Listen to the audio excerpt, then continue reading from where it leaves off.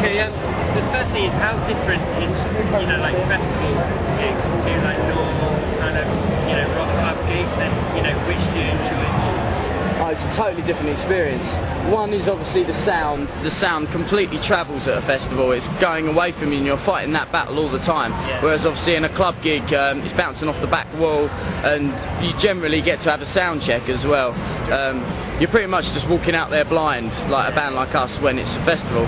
But you just kind of got to get into it, and I think in a way you've kind of got to give it a little bit more, just because there is that massive gap between the stage and the crowd, and you have to actually really work for the connection, as it were. Yeah, exactly. Whereas in a like a kind of smoky bar or a club, they're so in front of you that you can kind of get away with maybe sitting back a little bit more and just talking down the mic and being a bit.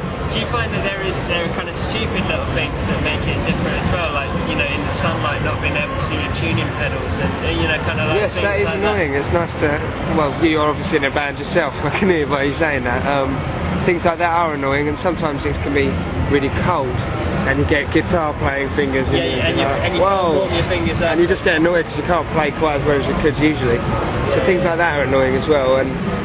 But once you play the show, usually all your worries are out of the way as well, and usually it's a good show. Yeah, I was going to say, do they feel like bigger events? I mean, because I played like a few smaller festivals, but this is kind of, we're playing tomorrow, so it's going to be our first like really big festival, and seeing it all happen before you, like a bit before you go on, it's always like really nerve-wracking. Do they feel like bigger events for you guys? Yeah, they're a lot more larger than life and surreal.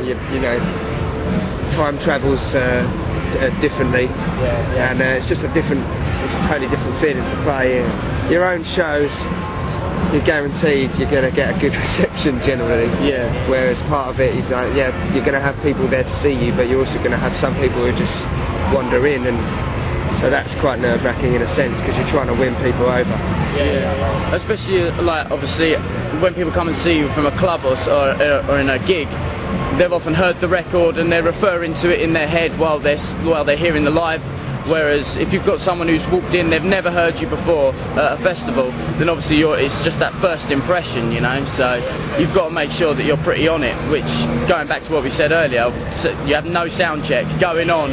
It's quite a hard feat, really. Do you find that really stresses you out? Because I know that when we, like if you're late for when we were supporting LOA, we were late for a sound check and kind of missed it, and you just got to go on straight up, and do you find it really stresses you out more than usual? I think it puts a lot more pressure on the first song, because you either go out there and everything's sweet and you're away, or during the first song you're trying to find your feet a little bit, you're trying to sort out sound problems or whatnot that might be going on. So I think sometimes your first song can be affected, because obviously if you've had a sound check, you're all sweet, you go on, you know exactly what you're going on to. But apart from that, I think most bands after a while of doing this can find their feet after one song, so it's pretty much back on track. Just shout at your monitor engineer like what you want, and then you're usually alright. Unless something seriously wrong goes on. In which case you just have to laugh. Then you just have to laugh at yourself and just play the gig.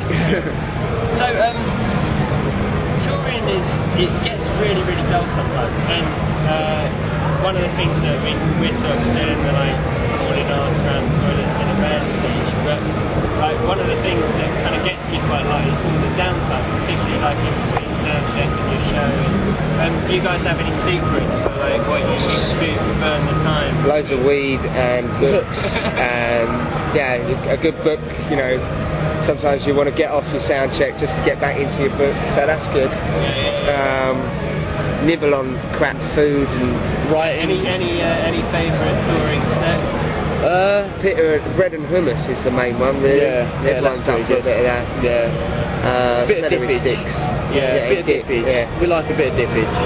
We're always on the lookout for Lebanese restaurants when we're on. Lebanese? Yeah. That's quite niche. Yeah. It's like we've got a bit of a kind of a fetish for the old hummus, tabbouleh, that kind of stuff. So that's nice. The old tzatziki. Lots of bands have said ginsters,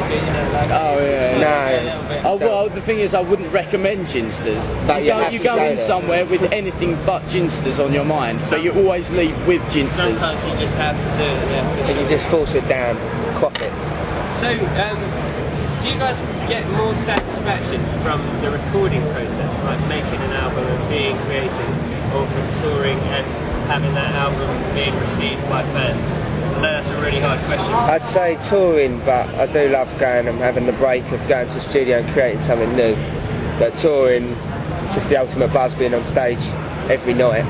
And yeah, I think for me, I think it's different for everyone. I think. Yeah.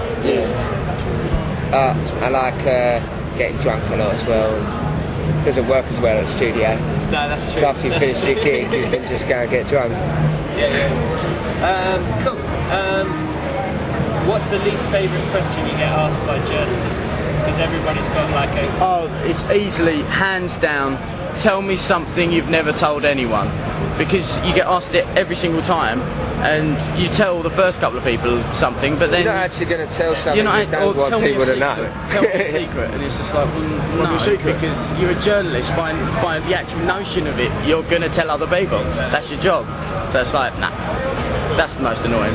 And because this is like a bit of an unconventional, like bandy kind of thing, instead of like asking you about like, you know, your records and shows and stuff, I'm just going to flat out say, have you got anything to plug? And we can just like plug away. Yeah, right, plug time. Yeah, we've basically got an album called White Butterfly that's out right now on V2 Records.